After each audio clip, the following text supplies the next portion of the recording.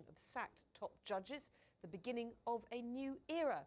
But is it enough to restore international confidence in Pakistan? In Washington, a US government advisory body is conducting a hearing trying to come up with a number of recommendations for a new diplomatic, development and military strategy towards Pakistan. The US Commission on International Religious Freedom, meanwhile, believes that the promotion of religious freedom there must be a central concern. One of the witnesses at the hearing was William Milam, a former US ambassador to Pakistan and now at the Woodrow Wilson Center in Washington. Hello, Mr. Milam. I know you've been giving evidence to the Commission. What did you have to tell them? Well, I told them basically what my thoughts on the news of the last few days, and that was sort of where I started, and the questions I got were fairly general about U.S. assistance and U.S. relations. A lot of money has been poured into Pakistan by the United States. I mean, is one of the things that's being looked at now, is that money going in the right places, and where do you think it should be targeted?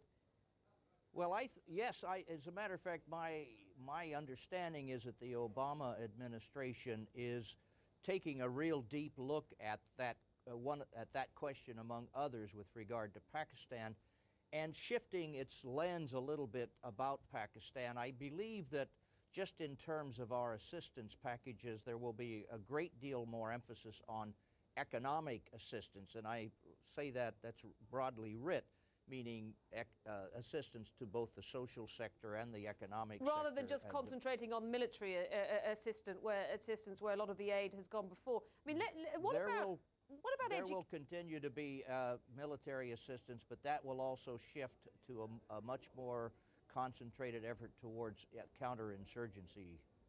What about education? Because this is always raised in regard to Pakistan, the role of madrasas, the religious schools, basically in influencing young minds in Pakistan. Is that a concern for you? Is that something that's being discussed in the US?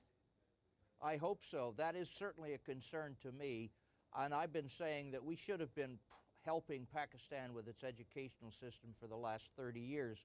We haven't, for lots of different reasons. But yes, the public education system has collapsed. That in part has led to the growth of these madrasas, which, even if they aren't instilling a toxic doctrine to their graduates, are not really preparing their graduates for the 21st century. Thank you very much. In the next half